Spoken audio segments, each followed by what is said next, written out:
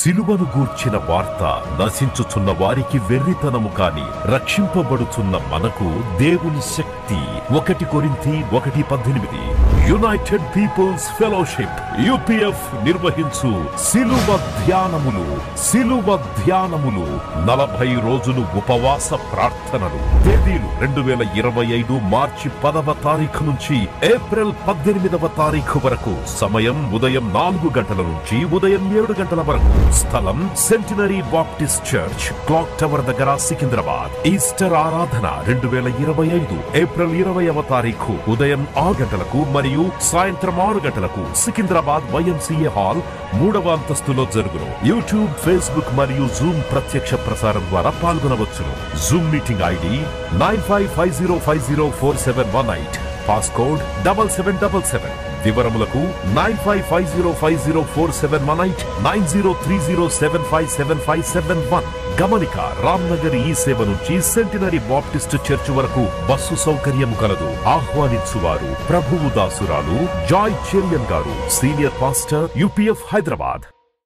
ఈరోజు నా ప్రసంగ అంశం రక్షకుని కన్నీళ్ళు, ద సేవియర్స్ టీయర్స్. రక్షకుడు ఏడ్చినాడా? రక్షకుడు కన్నీళ్ళు విడిచినాడా? ఆయన 100% మానవునిగా ఈ లోకానికి వచ్చినాడు.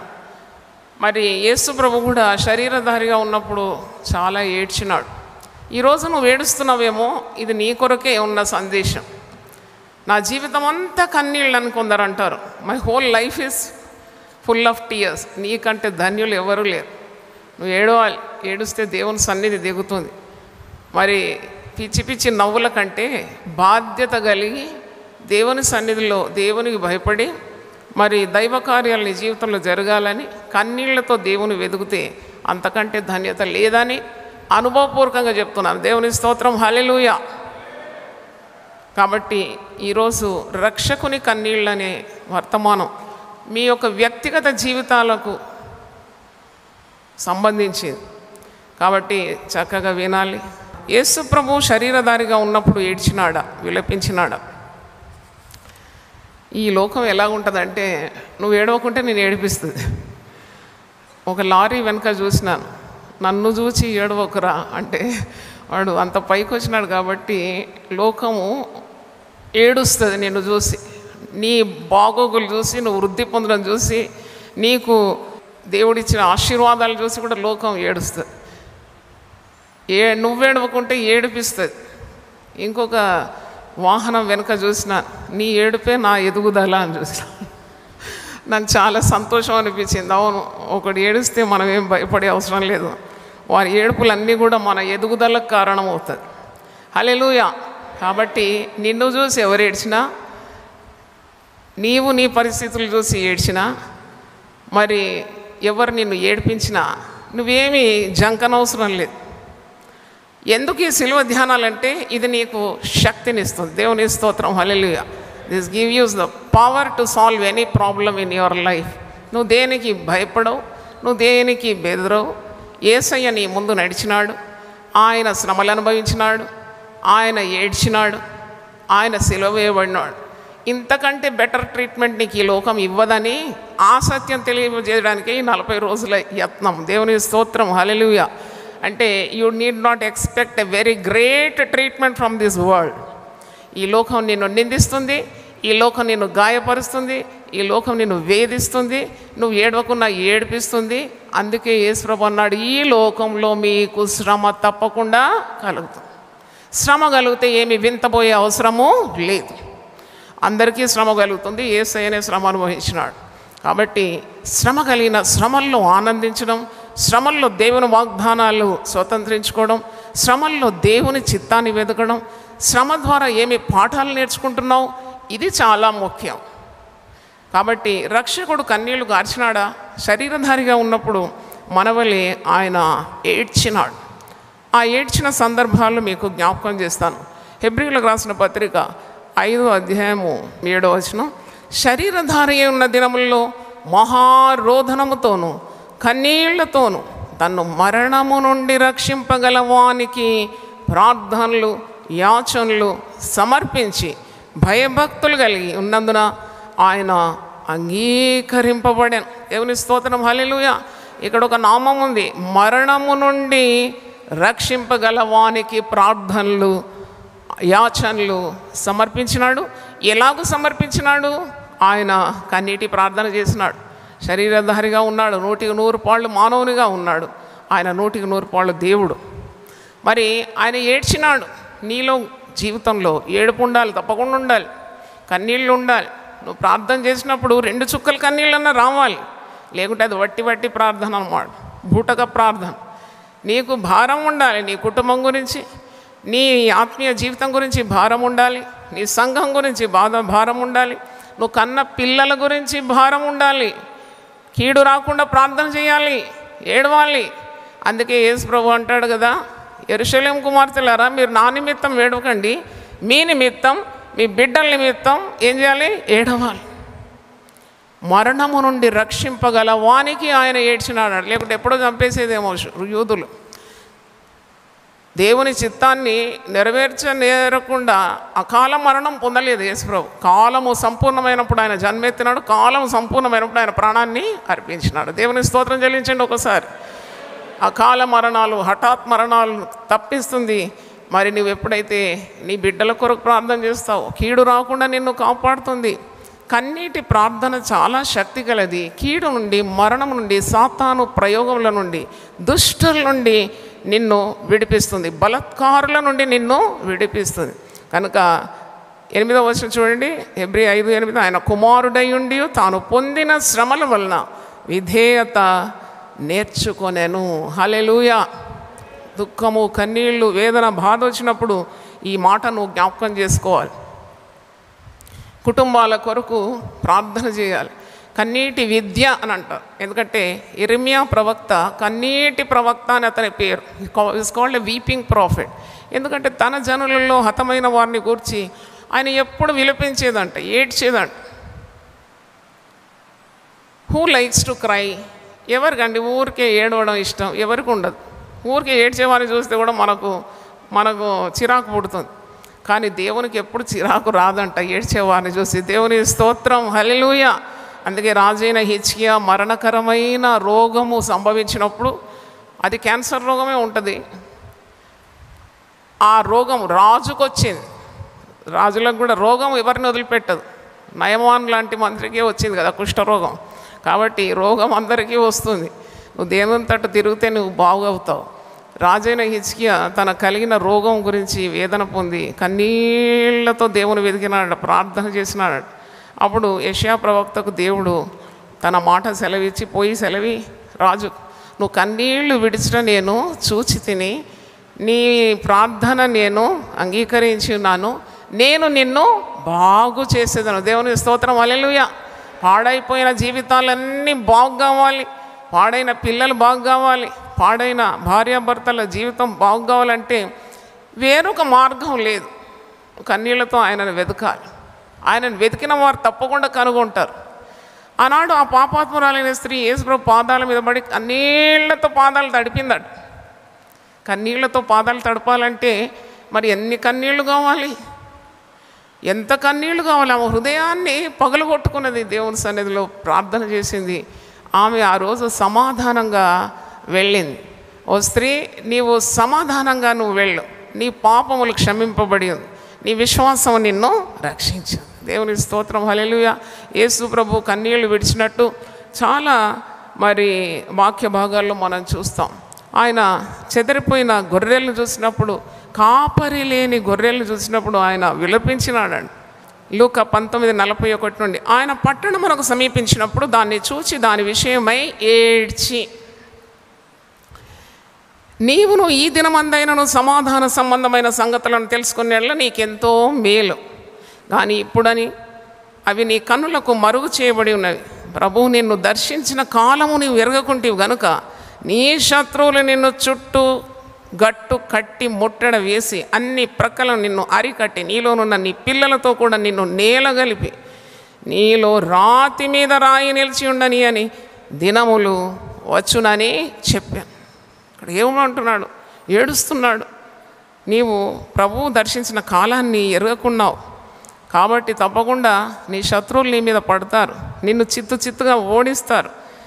నీ అన్ని ప్రక్కల నిన్ను ముట్టడి వేస్తారు, నీ పిల్లలతో కూడా నీకు నాశనం సంభవిస్తుంది, కనుక నువ్వు దేవుని తట్టు తిరగాలి అని ఈ పట్టణాన్ని సమీపించినప్పుడు యేసు ప్రభు దాన్ని చూచి ఏడ్చినాడని వాక్యంలో ఉన్నది. ఏడవాలి.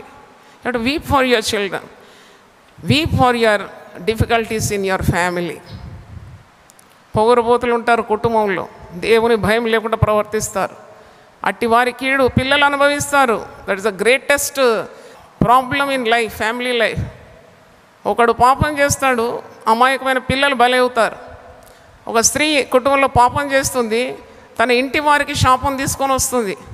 ఎంత భయంకరం అండి. అప్పుడు దానికి మరి పరిష్కారం ఏంటి? What is the solution? The solution is in the scriptures, పరిశుద్ధ గ్రంథంలో ఉంది.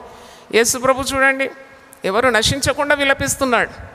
అయ్యో మరి శత్రువులు ముట్టడిస్తే పిల్లలతో సహా నీళ్ళ కలిపిస్తారు కదా అని ఆయన ఈ పట్టణం గురించి విలపిస్తున్నాడు.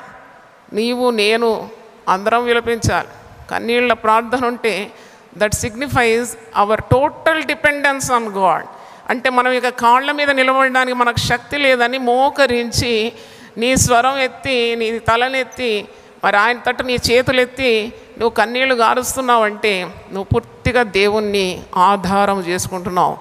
సర్వశక్తిమంతుడగు దేవుడు నీకు గొప్ప కార్యములను చేస్తాడు. డబ్బుంటే నీకు చాలా నెమ్మది ఉంటుందని అనుకుంటున్నావా?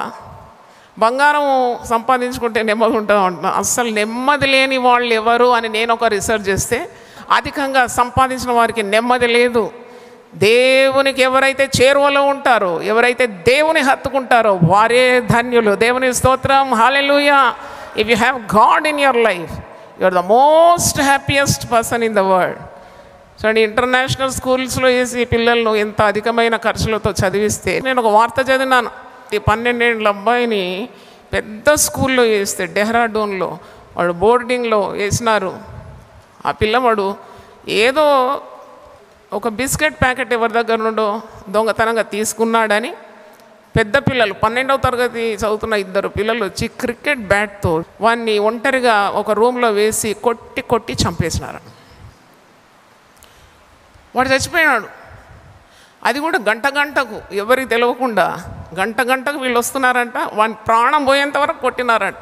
వాడు చనిపోయాడు. చనిపోయిన వార్త కూడా తల్లిదండ్రులకు తెలియజేయకుండా ఆ స్కూల్ అథారిటీస్ వాడిని కాంపౌండ్లో ఎవరికి తెలియకుండా పూడ్చిపెట్టేసినారంట. తల్లిదండ్రులకు ఆ వార్త వినిపించలేదంట. ఎంత ఘోరం అండి ఇది. అసలు మన పిల్లలకు భద్రత ఎక్కడుంది? నీవు ఖర్చు పెట్టి పెద్ద స్కూల్లో వేసినావని నీవు నెమ్మదిగా ఉండగలుగుతున్నావా? ఇవన్నా ఆడపిల్లలు బయటికి పోతే వారికి సురక్షితత్వం ఉందా? తిరిగి ఇంటికి వచ్చేంత వరకు నీకు తెలియదు వారి మరి పరిస్థితి ఎలా ఉందో. చాలామంది ఆడపిల్లలను పెంచేవారు జాగ్రత్తగా ఉండాలి. ప్రతిసారి నీ బిడ్డ ఇంటి నుండి బయటికి పోయినప్పుడు ఒకసారి తల మీద చేయబెట్టి ప్రార్థన చేయి. ప్రార్థన కీడును కొట్టివేస్తుంది.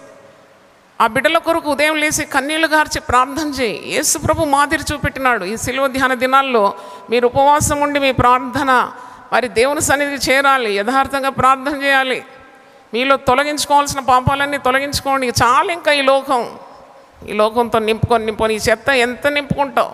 ఎందుకంటే నువ్వు ఈ లోక సుఖానికి దూరంగా ఉండి దేవుని దగ్గరగా ఉంటేనే బ్రతికి బట్ట కడతావు. దేవుని స్తోత్రం, hallelujah. There is no other go. ఇంకొక మార్గం అంటూ లేదు. ఏసే మార్గం. చెప్పండి, ఏసే మార్గం. యేసు చూపిన మాదిరిలో నువ్వు నడువు. అందుకే యేసు ప్రభు అన్నాడు, బరువైన సిలువను మోస్తూ తొట్టిలతో పడుతూ లేస్తున్నప్పుడు యెరూషలేము కుమార్తెలంతా గుండె కొట్టుకొని ఏడుస్తున్నారంట. అయ్యో ఎంత ప్రేమ అనుభవించినావు, నీ ప్రేమ నీకెందుకు ఈ పట్టుబాధలు? అప్పుడు ఒక్కసారి తిరిగినాడంట, తల తిప్పినాడంట. రొమ్ము కొట్టుకొని ఏడుస్తున్న స్త్రీలతో వైపు తిరిగి, యెరూషలేము కుమార్తెలారా, మీరు నా నిమిత్తం ఏడవకండి, మీ నిమిత్తం ఏడవండి, మీ పిల్లల నిమిత్తం కూడా మీరు ఏడవండి. ఎందుకంటే ఈ శాపం అంతా కూడా మీ బిడ్డల మీదకి వస్తుంది కదా. ఈ తండ్రులు చేసిన దోహం, ఒక రక్షకుని సిలువ వేస్తున్నారు, మరి ఆ యొక్క పరిశుద్ధమైన రక్తాన్ని ఒలికిస్తున్నారు కదా, తప్పకుండా శాపం ఉంటుంది. అది నివారణ కొరకు మీరే ప్రార్థన చేయండి. మీరు రొమ్మగొట్టుకొని ప్రార్థన చేయండి. పిల్లల కొరకు ప్రార్థన చేయాలి. చెయ్యరాని హేయ కార్యం చేస్తున్నారు. చిన్నప్పటి నుండి డాన్సులు నేర్పిస్తున్నారు తల్లులు. అయ్యో ఏంటిది, భయంకరమైన రీతిగా పిల్లల్ని పెంచుతున్నారు, మతి భ్రమించే రీతిగా. నాకు అనిపిస్తుంది మేము పెరిగిన దినాల్లో ఎంత క్రమశిక్షణ ఉండింది. కూర్చోవడం, లేవడం, పెద్దలు వస్తే గౌరవించడం, నోటి మాట జాగ్రత్తగా మాట్లాడడం, ప్రవర్తన, ఇవన్నీ కూడా తల్లిదండ్రులు చాలా గమనించేది. కానీ ఈ దినాల్లో తల్లిదండ్రులు పిల్లల మీద శ్రద్ధ లేదు. సుఖాసక్తి కలిగి వారి సుఖం కూర్చుకున్నారు. ఏమన్నా కానీ కనిపడేసినారు, అంతే, వారి బాధ్యత అయిపోయింది. ఏదో కొన్ని ఫీజులు కట్టేస్తే అయిపోయింది అనుకుంటున్నారు. నెత్తి పట్టుకొని ఏడ్చే రోజులు రాబోతుంది. గుండె బాదుకొని ఏడ్చే దినాలు దగ్గరలోనే ఉంది. నీవు నేల మీద పడి పొర్లే రోజులు ఉన్నాయి. ఇది దేవుని మాట. ఎవరు నిజంగా దేవుని వెతుకుతున్నారు? Who can rise up early, who can seek God early? ఎవరు ఉదయం లేచి దేవుని వెతుకుతారు? గట్టి గోధుమ గింజలను తయారు చేయాలనే ఉద్యమం. దేవుని స్తోత్రం. ధాన్యానికి చెత్తకు ఏమీ సంబంధము లేదు. కాబట్టి మీరు ఇప్పుడైనా దేవుని తట్టు తిరగండి, ప్రార్థన చేయండి మీ బిడ్డల కొరకు. దేవుడు రానున్న కీడును కొట్టివేస్తాడు. 6 ఏళ్ల బాలికను అత్యాచారం చేసి పడేసినాడంట. నమ్మిన వాడే, ఇంటికి వచ్చేవాడే. ఎవరిని నమ్మగలుగుతుంది ఈ రోజుల్లో? చిన్నపిల్లలు, ఆడపిల్లలు ఇంట్లో వేసేసి తల్లులు షికార్లకు వెళ్తారు, షాపింగ్లకు వెళ్తారు. శ్రద్ధ లేని స్త్రీలని వాక్యంలో ఉంది. నిర్విచారులైన స్త్రీలు, సుఖాసక్తి గల స్త్రీలు. పిల్లల విషయం శ్రద్ధ లేదు వారికి. వారి కొరకు అంతసేపు ఇతరులతో పోయి ముచ్చట్లాడి సమయాన్ని వ్యర్థం చేయకుండా మరి గొల్లం పెట్టుకొని శాపపరుచుకొని, దేవా నా బిడ్డలు వారి భవిష్యత్తు కట్టాలి ప్రభువా, పాడు లోకంలో ఉన్నారు, కీడెప్పుడు వచ్చి పడుతుందో తెలియదు, నా తప్పుంటే క్షమించు, ఒకవేళ నా పాపము నా కుటుంబానికి అడ్డుగా ఉంది దీవెన రాకుండా అంటే నన్ను క్షమించు ప్రభువా, నా బిడ్డలను దీవించు ప్రభువా. ఒక ఇంటి యజమానుడు పాపంలో ఉంటే ప్రార్థన చేయి, ఆ పాపం పిల్లలకు చుట్టుకుంటుంది, జాగ్రత్త. కాబట్టి you have to pray for your family. నీ కుటుంబం కొరకు నువ్వు ప్రార్థన చేయాలి. పిచ్చి నవ్వులు నవ్వకూడదు అని బైబిల్ అంటుంది, నేను కాదు. ప్రసంగి గ్రంథం ఒకసారి చేయండి. నవ్వాలి, సంతోషంగా ఉండాలి, అది ప్రభువునందే ఉండాలి. ప్రభువునందు ఆనందించుడి, మరల చెప్పుదును, ప్రభువునందు మీరేం చేయాలి? ఆనందించాలి. కానీ వెకిలి నవ్వులు అది నీకు కీడుకు కారణమవుతుంది. ప్రసంగి గ్రంథం 7:6 ఏలైనగా బాణ క్రింద చిటపటయను చితుకుల మంట ఎట్టిదో బుద్ధిహీనుల నవ్వు అట్టిదే. అంటే బాణ కింద కట్టెపుల్లలు పెడితే కొద్దిగా అగ్ని అడిస్తే చిటపట చిటపట చిటపట అంటుంది. అలా కొందరు బాధ్యత రహితంగా 24 గంటలు సరసోక్తులు చెప్తే జీవితం మీద బరువు బాధ్యత లేదు, కన్న పిల్లల మీద బాధ్యత లేకుండా నవ్వుతూ వారు కాలయాపన చేస్తారు. ఇప్పుడు నవ్వుతున్న మీకు శ్రమ తప్పకుండా మీరు ఒకరోజు ఏడుస్తారు. ఆ ఏడుపేంటో ఇప్పుడే ప్రభు సన్నిధిలో ఏడుస్తే మీ జీవితాంతం మీరు దేవుని ఆశీర్వాదాలు నిండుగా మీ కుటుంబాల మీదకి దింపుకుంటారు. దేవుని స్తోత్రం, హల్లెలూయా. కాబట్టి యేసు ప్రభు గెత్సెమనే తోటలో ఏడ్చినాడట. లోక పాపములు మోసుకొని పోతున్న ఈ దేవుని గొర్రెపిల్ల కన్నీళ్లు గార్చినాడు. శరీరంలో ఉన్న చెమటంతా రక్తమయమైపోయి భూమి మీద రక్త బిందువులుగా పడుతుందట. అంటే ఆయనకు ఎంత భారం ఉండేది. యేసు ప్రభువుకి ఎంత భారం ఉంది చూడండి. లోక పాపముల గురించి, మన కుటుంబంలో ఉన్న పాపాన్ని గురించి మనకు భారం ఉండాలి కదా. మనం ఏ విధంగా 3 పూటలు తిని సుఖంగా ఉండగలం? నీ భర్త పాపంలో ఉంటే హౌ కెన్ యూ స్లీప్? నీ పిల్లలు అవిధేయత చూపుతున్నారు, దేవునికి దూరంగా ఉంటే నువ్వు ఎలాగో 3 పూటలు తిని హాయిగా నిద్రపోగలుగుతావు? నీ గుండె మండాలి. దేవుని స్తోత్రం, హల్లెలూయా. నీ గుండె ఒక కుంపటిగా మారాలి. దేవుని యొక్క రక్షణ చూసేంత వరకు నేను దేవుని విడవననాలి. యాకోబు ఎలా ప్రార్థన చేసినాడు? నీవు నన్ను ఆశీర్వదించే వరకు నేను నిన్ను విడవను. I will not leave you until you bless me. దేవుని స్తోత్రం, హల్లెలూయా. దేవుని హస్తం నీ జీవితంలో చూడాలి.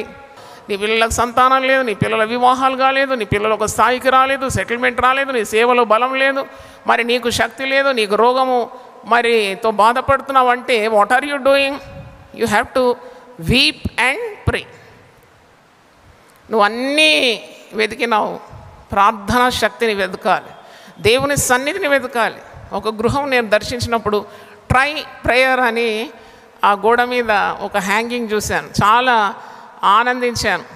అన్నీ ట్రై చేసి ఓడిపోయి ఇప్పుడు ఏమి హ్యాంగ్ చేసినారంటే ట్రై ప్రేయర్, ప్రార్థన శక్తి అది అనూహ్యమైందని జ్ఞాపకం చేసుకోవాలి. తర్వాత యేసు ప్రభువు శరీరధారిగా ఉన్నప్పుడు గెత్సెమనే తోటలో ఆయన దుఃఖపడినాడు, ఏడ్చినాడు అని మత్తయి సువార్త 26:37, మాథ్యూ 26:37. పేతురును జెబెదయి ఇద్దరు కుమారులను వెంటబెట్టుకొని పోయి దుఃఖపడుటకును చింతాక్రాంతుడగుటను మొదలు పెట్టాను. అప్పుడు యేసు, మరణమగునంతగా నా ప్రాణము బహుదుఃఖములో మునిగి ఉన్నది, ఇక్కడ నిలిచి నాతో కూడా మెలకుగా ఉండుడని వారితో చెప్పాను. మరణముగునంత మరి ఆయన దుఃఖములో, బహుదుఃఖములో ముగిలిపోయినాడు. ఆయన చింతాక్రాంతుడును, దుఃఖపడుతున్నాడంట, చాలా దుఃఖపడుతున్నాడు. అంటే యేసు ప్రభు మన ప్రతి పరిస్థితిలో కూడా సహానుభవము గలవాడు. యేసు ప్రభు ఏడ్చినాడా? మనమైతే రోజంతా ఏడుస్తాం అని అనుకోకూడదు. నీకంటే ముందుగా ఆయన్నే ఏడ్చినాడు. ఆయన లోక పాపములను భరించవలసిన ఆ శిలువ మరణానికి తండ్రికి విధేయత చూపాలి. He has a great mission plan in his life కదా, అది నెరవేర్చడానికి శక్తి కావాలి. అప్పుడు ఆయన ఏడుస్తున్నాడు, దుఃఖపడుతున్నాడు, వ్యసనాక్రాంతుడైనాడు, చింతాక్రాంతుడైనాడు. యెషయా ప్రవక్త అంటాడు, చింతాక్రాంతుడైనాడు, వ్యసనాక్రాంతుడు. He was called a man of sorrows. యెషయా 53లో ఉన్నది. 2వ వచనం చూడండి. లేత మొక్క వలెను ఎండిన భూమిలో మొలిచిన మొక్క వలెను అతడు ఆయన ఎదుట పెరిగాను, అతనికి స్వరూపమైనను సొగసైనను లేదు, మనం అతన్ని చూచి అపేక్షించినట్లుగా అతని యందు స్వరూపం లేదు. ఏడ్చి ఏడ్చి ఏడ్చి రూపం మారిపోయింది. అతడు తృణీకరింపబడిన వాడును, ఆయన మనుషుల వలన విసర్జింపబడిన వాడును, వ్యసనాక్రాంతుడు. దాన్ని ఇంగ్లీష్లో మ్యాన్ ఆఫ్ సారోస్.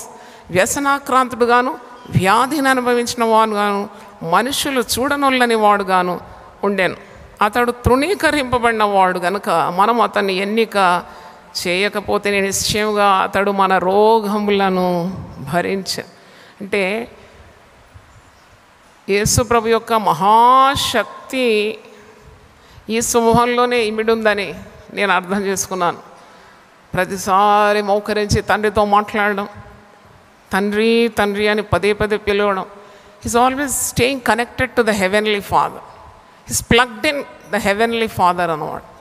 అంటే శిలువ మరణానికి ఆయన తన స్వశక్తి మీద ఆధారపడడం లేదు కదా. చాలామంది ఎక్కడ తప్పుటడుగు వేస్తారంటే they depend upon their own strength. ఏముంది, ఆఫ్టర్ ఆల్ ఇది మేము చేసేస్తాం. మా పిల్లలంది చాలా పెద్ద స్కూల్లో చదువుతున్నారు, మాకేం భయం లేదు, చాలా కూడా పెట్టినాం, మా కుటుంబాలు బాగానే ఉంటాయి.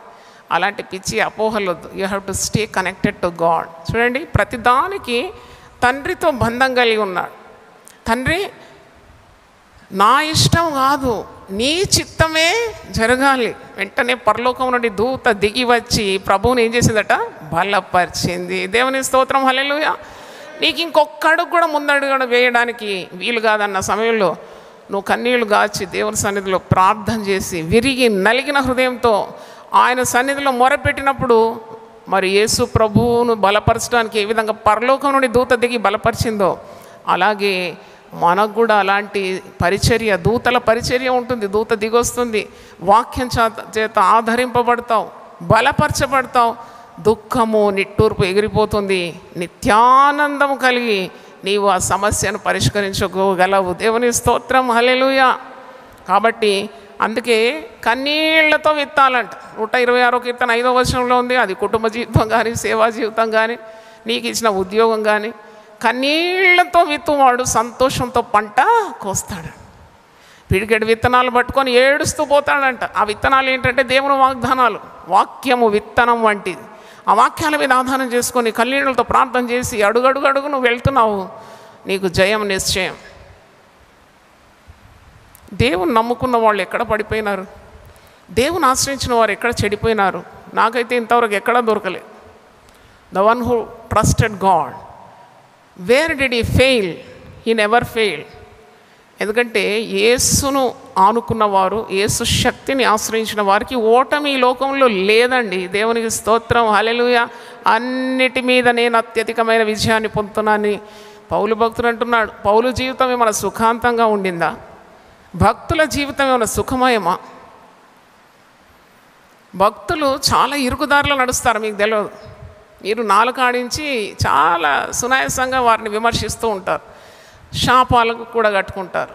Never criticize a God servant, never go into their private business. చాలా శాపార్హం. ఎందుకంటే వారు ఎంత శ్రమ అనుభవిస్తున్నారు, వారు ఎంత కన్నీళ్లు గారుస్తున్నారు, సంఘం నిమిత్తం ఎంతగా వారు బాధపడుతున్నారు. మీ మతికి అందదు అది. You will not know how a God servant toils every day every night.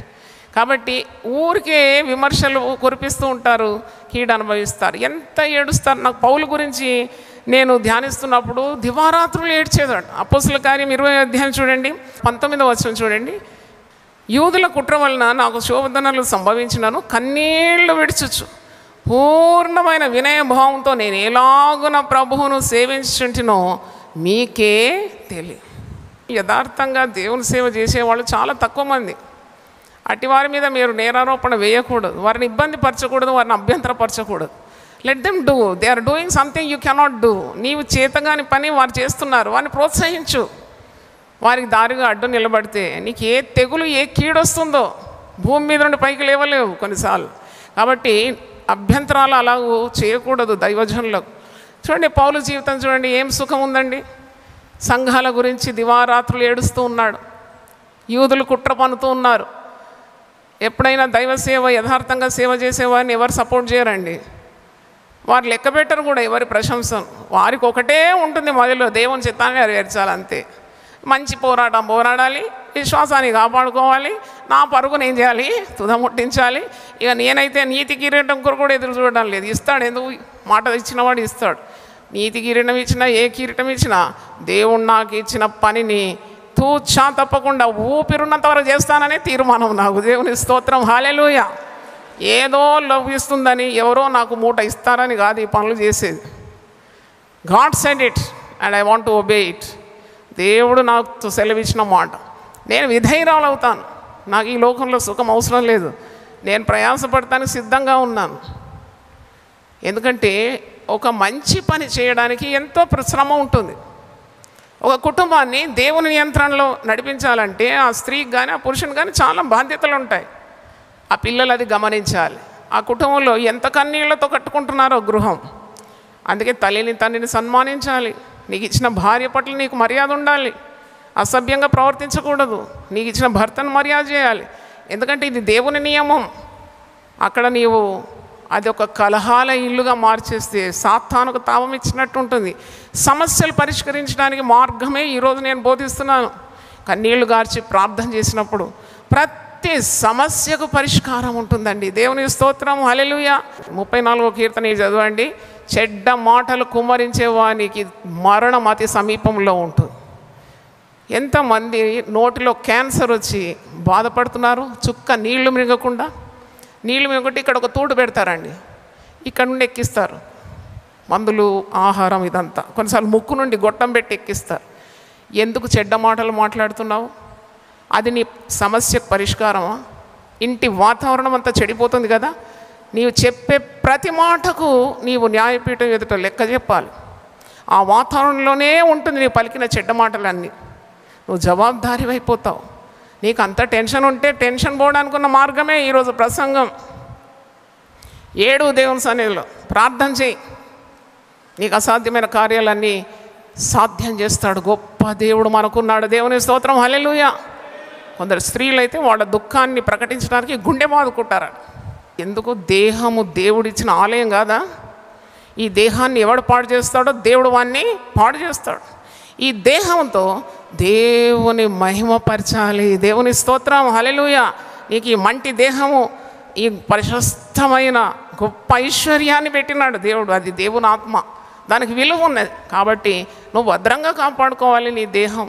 నువ్వు ప్రార్థన చేయాలి, నీ ప్రతి చీకటి తొలగిపోతుంది. ఆయన సన్నిధిలో మోకరించాలి, ప్రార్థించాలి. దేహము పాపం చేయడానికి కాదు, దేవుని మహిమపరచడానికని పరిశుద్ధ గ్రంథంలో ఉంది. చెడ్డ మాటలు ఆడడానికి కాదు, దేవుని స్తుతి చెల్లించడానికి, తల బాదుకోవడానికి కాదు. ఈ ఉద్రేకం, ఆవేశంతో నీ సమస్యలకు పరిష్కారం ఉందా? నీకెందుకు ఇన్ని బోధలు విన్నా మారు మనసు లేదు? వాక్యం కరువయ్యే రోజులు రాబోతుంది. నీకు తిండి దొరుకుతుందేమో కానీ వాక్యం దొరకదాడి. కాపర్లను కొట్టేస్తారు, గొర్రెలు చెదిరిపోతుంది, వాక్యం ఉండదు. ఇలా సమూహంగా కూడి ఉదయకాలం ఎంతో ఆనందంగా దేవుని సన్నిధి అనుభవించే రోజులు రావేమో. దీపం ఉన్నప్పుడే ఇల్లు చక్కబెట్టుకో.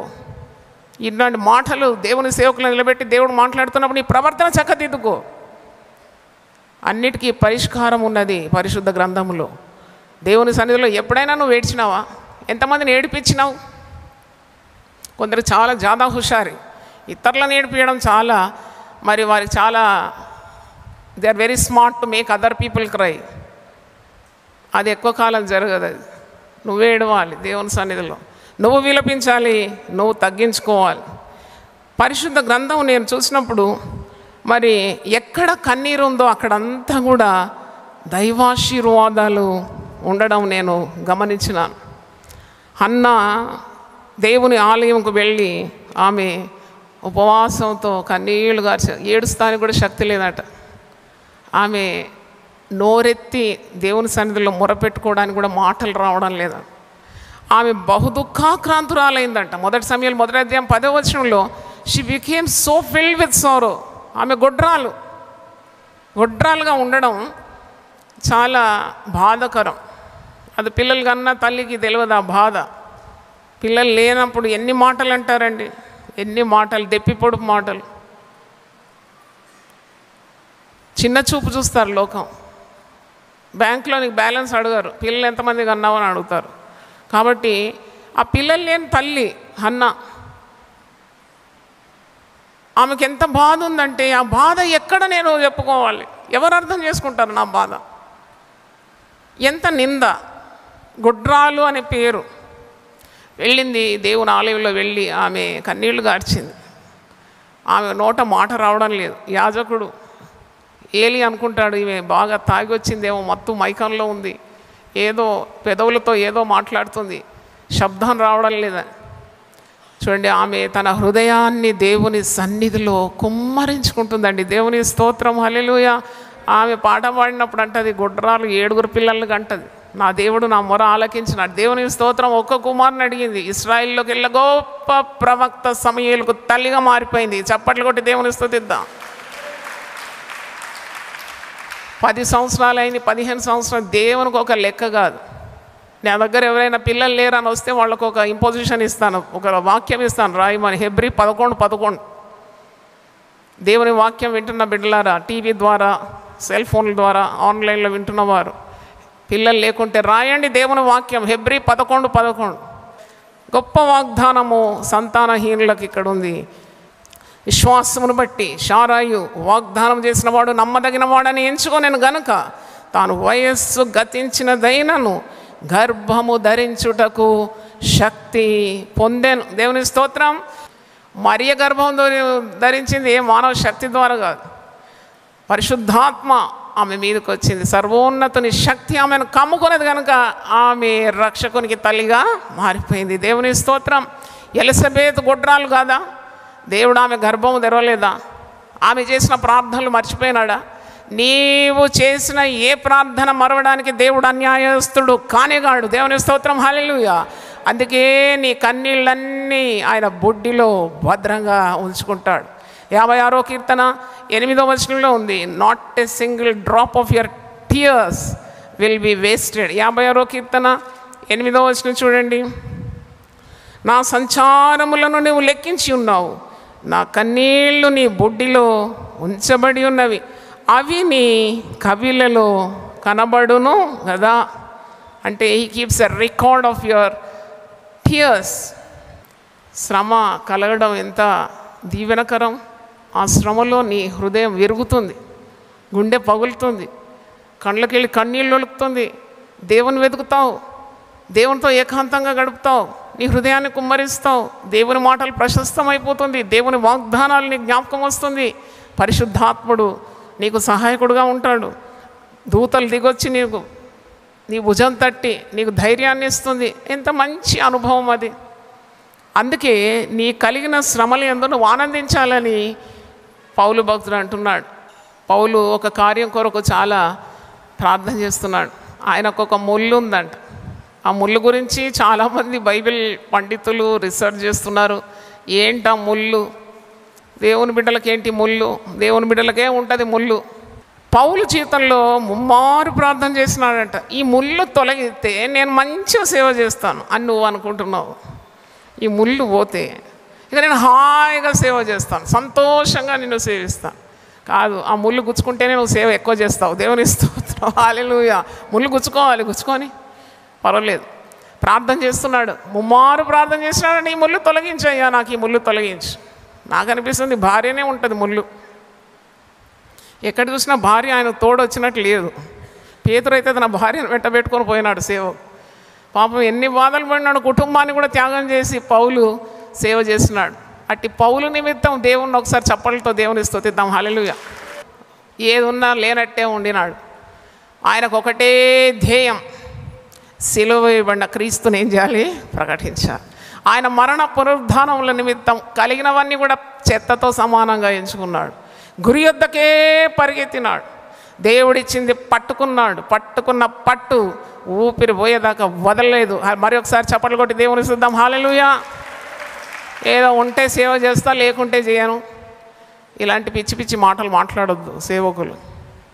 ముమ్మారు ప్రార్థన చేసినాడు, ఈ ముళ్ళు తొలగించు ప్రభువా. 2 కొరింథీ 12వ అధ్యాయం.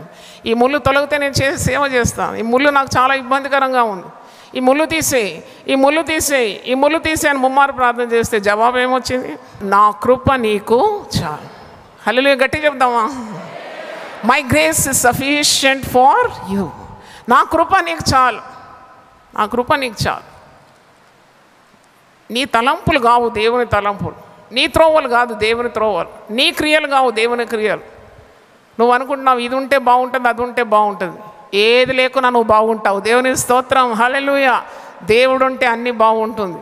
నా కృప నీకు చాలు, my grace is sufficient for you అని చెప్తూ అంటున్నాడు. 2 కొరింథీ 12:9. నా కృప నీకు చాలును, బలహీనత యందు నా శక్తి పరిపూర్ణమగుచున్నదని ఆయన నాతో చెప్పాను. కాగా క్రీస్తు శక్తి నా మీద నిలిచియుండు నిమిత్తము విశేషముగా నా బలహీనత లేనిది బహు సంతోషంగా అతిశయపడదు. బలహీనత లేనిది ఎవరు సంతోషపడతారండి? బలహీనతలు, రుగ్మతలు, ఆటంకాలు ఉంటే ఏడుస్తారు. కానీ పౌలు అంటున్నాడు, నేను ఏడ్చిన కన్నీళ్ళంతా అయిపోయింది, నాకు జవాబు దొరికింది. దేవుని కృప ఉంటే చాలు, అందుకే నా బలహీనతలందే నేను సంతోషిస్తాను. పౌలు గురించి నేను చదివినాను. అదేంటంటే ఆయనకు శరీర రుగ్మతలు, ఆ కాళ్ళు బోల్ లెగ్స్ అన్నమాట, సరిగా నిలబడరాదు. ఆయనకు సొమ్మ రోగం ఉండేదంట, ఎపిలెప్సీ. ఆయన మరి గంభీరమైన ప్రసంగాలు చేసేటప్పుడు తూలి పడిపోయేదంట, సొమ్మ రోగం వచ్చేదంట. జబ్బు కండ్లు ఉండేదంట, నో ప్రాపర్ ఐసైట్. జబ్బు ఎప్పుడు మరి ఆ కళ్ళు ఊసులు కట్టి ఎప్పుడు జబ్బు కళ్ళే. చూడడానికి కురూపి అంట, పెద్ద అందగాడేం కాదు పౌలు. ఆయన చూడడానికి పెద్ద టాల్ హ్యాండ్సమ్ అదేం లేదు. దైవ చిత్తం నెరవేర్చినాడు. దేవుని స్తోత్రం, హల్లెలూయా. నీ చిత్తం నెరవేర్చడం నాకు సంతోషం. నాకు అందం ఉన్నా లేకున్నా, ఆరోగ్యం ఉన్నా లేకున్నా, డబ్బు ఉన్నా లేకున్నా, చెడ్డ పేరున్నా మంచి పేరున్నా, నీ చిత్తం నెరవేర్చడం నాకు సంతోషం. నీ కృప నాకుంటే చాలు. అందుకే అంటున్నాడు, నా బలహీనత యందు ఆయన శక్తి సంపూర్ణమైంది, నా బలహీనతల యందే నేను బహుగా సంతోషిస్తాను. 10వ వచనం చూడండి, నేను ఎప్పుడు బలహీనుడను అప్పుడే బలవంతుడు. అదేంటండి ఈ లెక్క మీకు అర్థమైందా? నేను ఎప్పుడు బలహీనుడు అప్పుడే బలవంతుడు అంటే మీకు ఎంతమందికి అర్థమైంది? ఎందుకు ఎప్పుడు బలహీనుడు అప్పుడే బలవంతుడు ఎందుకు అవుతాడు?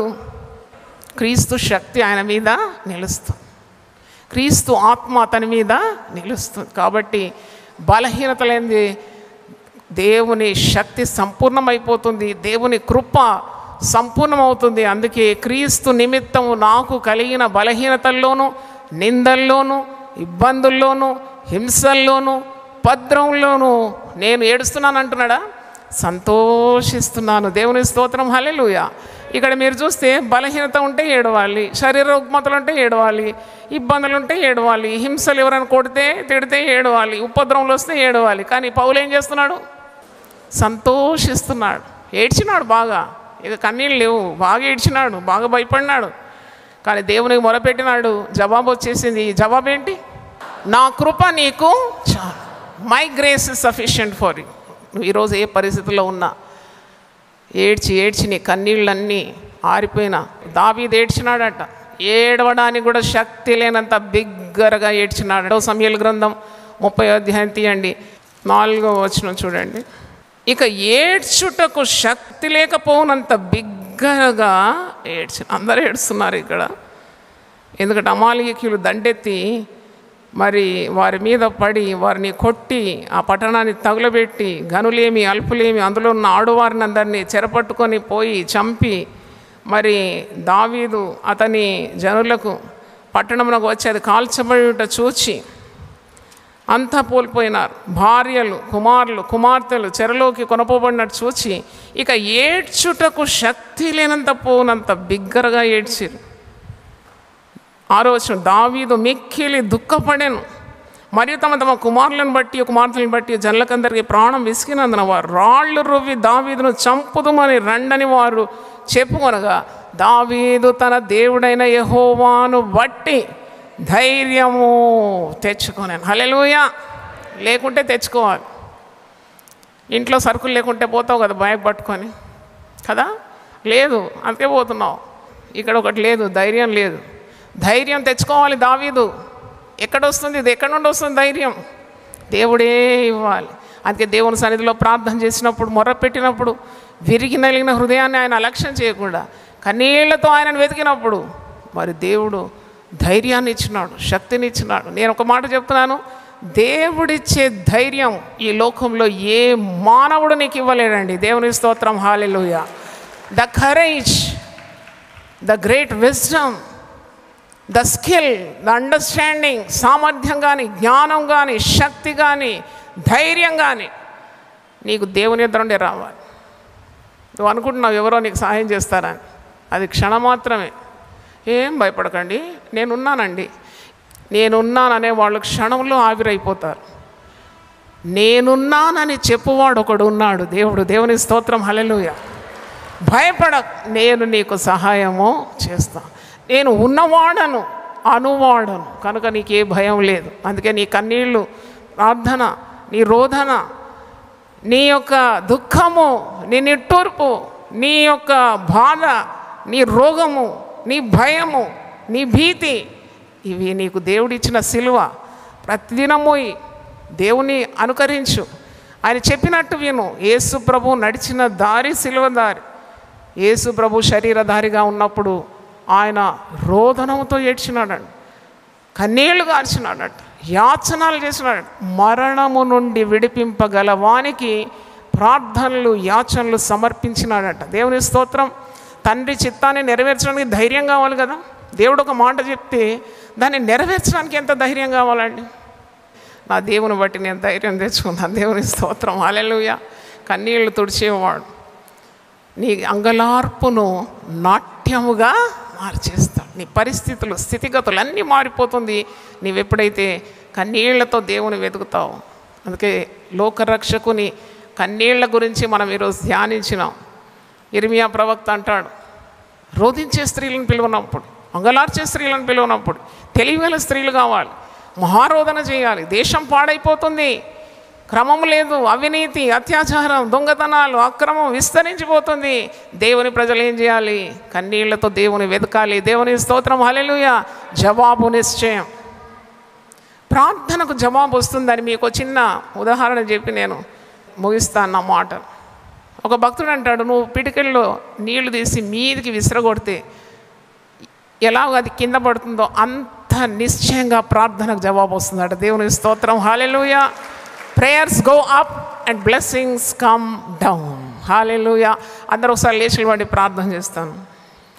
కన్నీళ్ళంతా తుడుచును, కను పాపవలి కాపాడు, కన్నీళ్ళంతా తుడుచును, కను పాపవలి కాపాడు, కారు మేఘము వలె కష్టములు వచ్చినను అనికారించి నిన్ను కాపాడును, కారు మేఘము వలె కష్టములు వచ్చినను కనికారించి నిన్ను కాపాడును రమ్మనుచున్నాడు.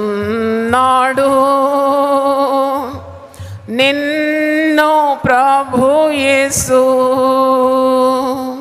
వాంఛాతో తన కరము చాపి రమ్మనుచున్నాడు. వాంఛాతో తన కరము చాపి రమ్మనుచున్నాడు. తన కరము చాపి రమ్మనుచున్నాడు. ప్రార్థన చేసుకుందాం. నీ పరిస్థితి ఎలాగుందో ప్రభు నీకు తన వాక్కునిచ్చినాడు. ఈరోజు నీవు నీ శ్రమలో కృంగిపోవడం దేవుని చిత్తం కాదు. నీవు ఆయనను వెతకడమే దేవుని చిత్తం. ఉపవాసంతో వెతుకు, సమయం కేటాయించి దేవుని సన్నిధి వెతుకు, కన్నీళ్లతో వెతుకు. పాపం ఉంటే వెతుకు, రోగం ఉంటే ఆయనను వెతుకు, అసాధ్యమైన కార్యాలుంటే వెతుకు. Seek and you will find. అడుగుడి మీకు ఇవ్వబడును, వెతుకుడి మీకు దొరుకును, తట్టుడి మీకు తీయబడునని ఆయనే సెలవిచ్చాను కదా. కన్నీళ్ళు నీ జీవితంలో ఉంటే నువ్వు ధన్యుడవు, ధన్యురాలు. అంతకంటే గొప్ప భాగ్యం లేదు. నువ్వు కన్నీళ్లతో విత్తుతున్నావు, కన్నీళ్లతో దేవుని వాక్యం పట్టుకున్నావు, కన్నీళ్లతో ఆయన సన్నిధిలో మోకరించి నీవు నీ హృదయాన్ని కుమ్మరిస్తున్నావంటే నువ్వు ధన్యుడవు. నీకు మేలు కలుగుతుంది. ఆకాశమందుండు దేవుడు తొంగి చూస్తున్నాడంట, శ్రద్ధతో ఆయనను వెతికేవారు ఎవరైనా ఉన్నారా అని. అవును ప్రభువా, నన్ను ప్రేమించే ఈ కార్యాన్ని నువ్వు ఏర్పాటు చేసినావు, నన్ను ప్రేమించే వాక్యాన్ని నాకు ఈరోజు వినిపించినావు. నేను ఏడుస్తూ ఏడుస్తూ కృషించి ఆత్మహత్య చేసుకోకుండా నన్ను విడిపించినావు. నేను ఆ వాక్కును పంపించి, ఆయన తన వాక్కును పంపించి నేను బాగు చేసినాడు. అనాథ లాంటి నన్ను, ఏ దిక్కు లేదు నాకు సహాయాన్ని, ఎవరూ నన్ను ఓదార్చలేరు, ఎవరు నా దగ్గరకు వచ్చి నిన్ను నేను ప్రేమిస్తున్నానని పలికేవారు. పలికిన మట్టి మోసగాళ్ళే. స్వచ్ఛమైన ప్రేమను సిలువలో నువ్వు నా కొరకు చూపినావు నైనా. ఇంత ప్రేమ నా కొరకు చూపితే నేను ఎందుకు నిన్ను విడిచిపెట్టాలి ప్రభువా? ఇంత స్వచ్ఛమైన ప్రేమకు అనర్హుడను. నీవు నన్ను ప్రేమతో కౌగలించుకున్నావు, ముద్దాడినావు, ప్రాణం పెట్టినావు, రక్తం కార్చినావు, బలి అయినావు తండ్రి. నువ్వు ఉంటే నాకు చాలు. మూర్ఖ జనం మధ్యలో మేమున్నాం, వక్ర జనం మధ్యలో ఉన్నాం. జీవవాక్యం పట్టుకొని కన్నీళ్లతో పిడికడి విత్తనాలు పట్టుకొని మేము ప్రయాణం చేస్తున్నాం. కన్నీళ్లతో విత్తువాడు సంతోషంతో పంటకు వస్తాడు. మా కుటుంబం కొరకు కన్నీళ్లు కార్చి ఆ యొక్క కన్నీటి ప్రార్థన మాకు దయచేయండి, కన్నీటి ఆత్మ మాకు దయచేయండి. నువ్వు శరీరధారిగా ఉన్నప్పుడు కన్నీళ్లు కార్చినావు, మేము కూడా కన్నీళ్లు కార్చాలి. మరణం నుండి విడిపిస్తావు, కీడు నుండి విడిపిస్తానన్నావు, రోగం నుండి విడిపిస్తానన్నావు, సమస్యల నుండి విడిపిస్తానన్నావు, భయం నుండి విడిపిస్తానన్నావు. ఇంకేం కావాలి మాకు ప్రభువా? అట్టి ప్రార్థనా శక్తితో దేవుని వాక్యం విన్న ప్రతి ఒక్కరిని, వాక్యం ప్రకటించిన నన్ను మీరు నింపుమని యేసు నామములో అడుగుతున్నాను తండ్రి, ఆమేన్. దేవుడు మన సమృద్ధిగా దీవించును గాక, ఆమేన్. కన్నీటి ఆత్మను మన మీద కుమ్మరించును గాక, ఆమేన్. యునైటెడ్ పీపుల్స్ ఫెలోషిప్ UPF ఆదివారపు ఆరాధనలు 2025 మార్చి 2వ తారీఖు నుండి ప్రభాత ఆరాధన ఉదయం 6 గంటల నుండి 9 గంటల వరకు, సాయంకాల ఆరాధన సాయంత్రం 6 గంటల నుండి రాత్రి 9 గంటల వరకు. స్థలం క్లాక్ టవర్ గార్డెన్ రెస్టారెంట్ పక్కన, సికింద్రాబాద్ YMCA హాల్ 3వ అంతస్తులో జరుగును. Also live on Facebook, Insta and YouTube. Zoom ID 9550504718, code 7777. Digital service ఉదయం 6 గంటలకు మరియు సాయంత్రం 6 గంటలకు రామ్నగర్ లోని UPF ఆలయమునందు జరుగును. వివరములకు 9550504718, 9030757571. ప్రేమతో మేము ఆహ్వానించువారు Joy Cherian, founder, president and senior pastor, united people's fellowship UPF. అందరూ ఆహ్వానితులే. సిలువను గూర్చిన వార్త నశించుచున్న వారికి వెర్రితనము కాని రక్షింపబడుచున్న మనకు దేవుని శక్తి. 1 కొరింథీ 1:18. యునైటెడ్ పీపుల్స్ ఫెలోషిప్ UPF నిర్వహించు సిలువ ధ్యానములు.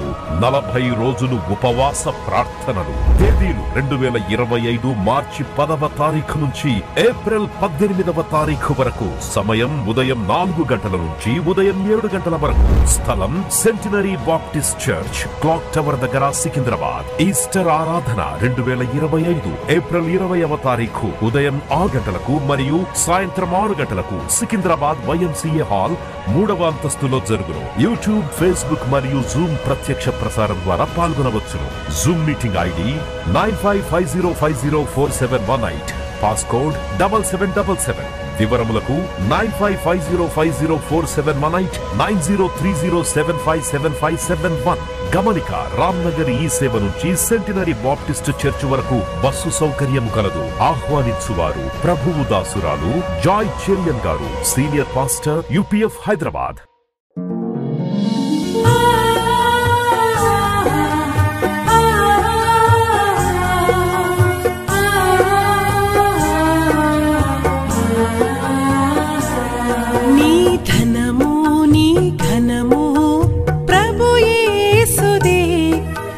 దశమా భాగమునీయ వెనుదీతువా.